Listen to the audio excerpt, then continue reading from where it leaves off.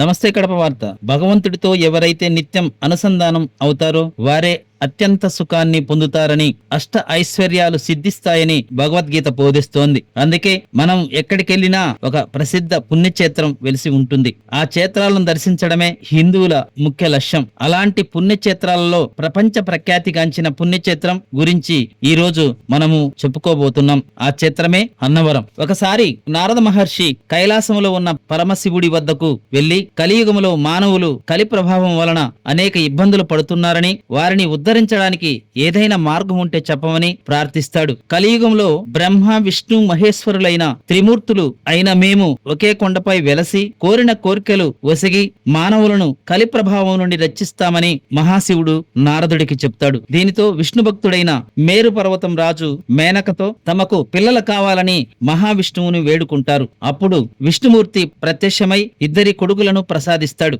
వాళ్లే భద్రుడు, రత్నాకరుడు. ఒకరోజు భద్రుడు విష్ణుమూర్తి కోసం కఠోరమైన తపస్సు చేస్తాడు. తపస్సుకు ప్రసన్నమైనటువంటి విష్ణుమూర్తి ప్రత్యక్షమై ఏమి వరం కావాలో కోరుకోమంటాడు. అప్పుడు భద్రుడు, నేను చిరకాలం నా పేరు నిలిపోయే విధంగా మీరు నాతోనే ఉండి అచిరకాలం పూజలు అందుకునే విధంగా వరం ప్రసాదించమని భద్రుడు కోరుకుంటాడు. నీవు భద్రగిరి అనే కొండగా మారిపోతావు. నీ నుండి చిరకాలం పూజలను నేను అందుకుంటాను అని మహావిష్ణువు వరమిస్తాడు. అప్పుడు భద్రుడు భద్రగిరిగా మారిపోతాడు. భద్రగిరిపై విష్ణుమూర్తి శ్రీరామచంద్రుడిగా పూజలు అందుకుంటున్నాడు. తన అన్నయ్యను చూసి రత్నాకరుడు కూడా తపస్సు చేయడం ప్రారంభిస్తాడు. అప్పుడు మహావిష్ణు ప్రత్యక్షమై, నువ్వు ఒక రత్నగిరి అనే కొండలా మారిపోతావని, ఆ కొండపైన బ్రహ్మ విష్ణు మహేశ్వరులు అవతరించి నీ పూజ అందుకుంటామని, కలియుగంలో నువ్వు ప్రసిద్ధమైన పుణ్యక్షేత్రంగా వర్ధిల్లుతావని మహావిష్ణువు వరమిస్తాడు. కాలం గడిచిపోయిన కొన్ని సంవత్సరాల తర్వాత రత్నగిరి ఎక్కడుందో ఎవరికీ తెలియదు. 19వ శతాబ్దంలో అప్పుడు పిఠాపురం దగ్గర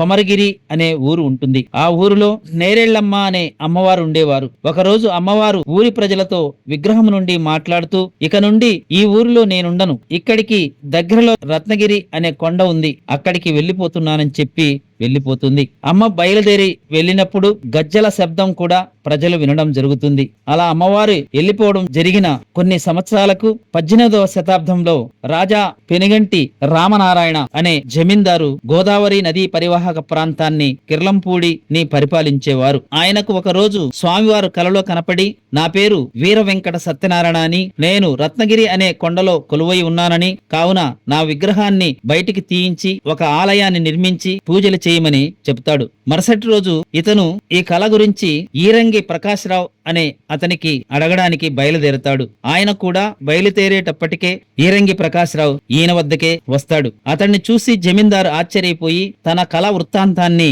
ప్రకాశ్రావుకు చెప్తాడు. ప్రకాశ్రావు కూడా తనకు అలాంటి కళయే వచ్చిందని చెప్తాడు. ఇద్దరూ కలిసి రత్నగిరి ఎక్కడుందో తెలుసుకోవడానికి కొంతమంది పండితులను పిలిచి అడుగుతారు. రత్నగిరి ఎక్కడుందో తెలియదు కానీ నేరేళ్లమ్మ గతంలో ఊరు విడిచి వెళ్లి ఎక్కడైతే ఉందో అదే రత్నగిరి అని ఆ పండితులు సమాధానం చెప్తారు. నేరేళ్లమ్మ కథ చెప్పిన పండితులు ఎక్కడైతే నేరేళ్లమ్మ ఉంటుందో అదే రత్నాల కొండ రత్నగిరి అయి ఉంటుందని వీరు చెప్తారు. నేరేళ్లమ్మను వెతుక్కుంటూ వెళితే మనకు రత్నగిరి దొరుకుతుందని వీరు చెప్తారు. అలా నేరేళ్లమ్మను వెతుక్కుంటూ వెళ్లిన వీరికి పంపానది తీరంలో నేరేళ్లమ్మ దేవాలయం కనపడుతుంది. ఈ కొండయే రత్నగిరి అయి ఉంటుందని ఆ కొండ మీద సత్యనారాయణ స్వామి వారిని వెతకడం మొదలు పెడతారు. అలా ఒక రోజు అంతా వెతుకుతారు, కానీ సత్యనారాయణ స్వామి విగ్రహం కనపడదు. అలా అలసిపోయి కూర్చున్న వీరిద్దరికి నేరేళ్లమ్మ ఒక వృద్ధ మహిళ వేషములో వెళ్లి అక్కడ ఉన్న అంకుడు చెట్టు కింద పుట్టలో వెతకండి అని చెబుతుంది. వెంటనే వెళ్లి వీరు ఆ పుట్టలో ఉన్న కలలో కనపడిన శ్రీ సత్యనారాయణ స్వామి విగ్రహం వీరికి దర్శనమిస్తుంది. ఆ విగ్రహాన్ని ప్రతిష్ఠించాలని అనుకున్న లోపే కాశీ నుండి ఒక మహర్షి వచ్చి, నాకు ధ్యానంలో స్వామివారు ఇచ్చిన ఆదేశాల మేరకు ఒక యంత్రాన్ని తయారు చేశానని, ఈ యంత్రాన్ని స్వామివారు మీకు ఇమ్మని నన్ను పంపించారని చెప్పి అతను వెళ్లిపోవడం జరుగుతుంది. ఈ యంత్రంతో పాటు విగ్రహాన్ని అక్కడ వీరు ప్రతిష్ఠిస్తారు. అక్కడ పూజ చేసిన వారికి అడిగిన కోరికలన్నీ నెరవేరుతాయి. కాబట్టి ఇది అన్నవరంగా ప్రసిద్ధి చెందింది. అన్నవరం లాంటి క్షేత్రం ప్రపంచంలో మరో క్షేత్రం లేదు. ఎందుకంటే మధ్యలో విష్ణుమూర్తి స్వరూపమైన వీర వెంకట సత్యనారాయణ, కుడి ప్రక్కన మహాశివుడు, ఎడం వైపున శ్రీ సత్యవతి దేవి ఉంటారు. ఒకే పీఠం పైన శివుడు, విష్ణుమూర్తి మరియు శక్తి స్వరూపమైన రమాదేవి వెలసియుండి పూజలందుకుంటున్నటువంటి మహాక్షేత్రం శ్రీ అన్నవరం. తులసి ఆకులతో మారేళ్ల దళములతో పూజలందుకునే ఏకైక క్షేత్రం అన్నవరం. ఈ దేవాలయంలో 2 అంతస్తులుంటాయి. క్రింది అంతస్తులో కాశీ నుండి సిద్ధుడు తెచ్చిన యంత్రాన్ని, ఒక పీఠాన్ని ప్రతిష్ఠిస్తారు. పీఠం మీద ఒక పెద్ద లింగాకారం ఉంటుంది.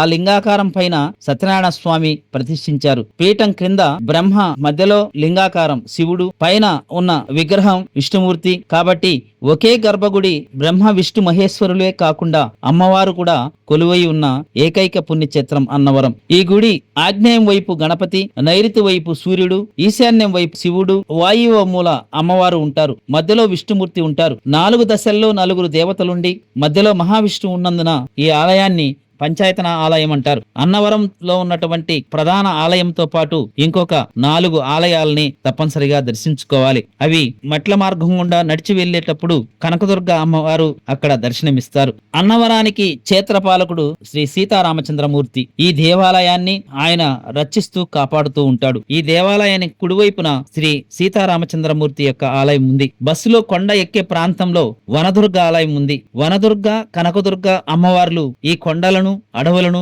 కాపాడుతూ ఉంటారు. 4వ ఆలయం నేరెళ్ళమ్మవారి ఆలయం. ఈ అమ్మవారే కొమరగిరి నుండి ఇక్కడికి వచ్చి వెలిసి ఉన్నారు. ఇంకా చెప్పాలంటే అన్నవరం ప్రసాదం చాలా ప్రసిద్ధి చెందింది. విస్తరాకు ఇప్పగానే గుమగుమలాడుతూ ఉండే ఈ ప్రసాదాన్ని ప్రతి ఒక్కరూ ఎంతో ప్రీతిపాత్రంగా, పవిత్రంగా ఆరగిస్తారు. ఆలయం వారు 22 లక్షల విస్తరాకులను ప్రతి నెల విశాఖ ఏజెన్సీ నుండి ఇక్కడికి తెప్పించుకొని విస్తరాకుల్లో అన్నవరం ప్రసాదాన్ని భక్తులకు సమర్పిస్తూ ఉంటారు. అన్నవరం సత్యనారాయణ స్వామి సన్నిధానంలో చేసే సత్యనారాయణ వ్రతం ప్రపంచ ప్రఖ్యాతిగాంచింది. ఈ క్షేత్రంలో వ్రతం ఆచరించిన భక్తాదులకు కోరికలు ఇప్పటి వరకు తీరలేదని చెప్పిన వారంటూ ఉండరు. సత్యమైన దేవుడు శ్రీ వీర వెంకట సత్యనారాయణ స్వామి సన్నిధిలో జరిగే మహాకళ్యాణం, మహారథోత్సవంతో పాటు 10 లక్షల మంది పాల్గొనే గిరి ప్రదర్శన తప్పక ప్రతి ఒక్కరూ చూడాల్సిందే. అన్నవరం క్షేత్రం సత్యదేవుడిని దర్శించండి, సకల శుభాలను పొందండి.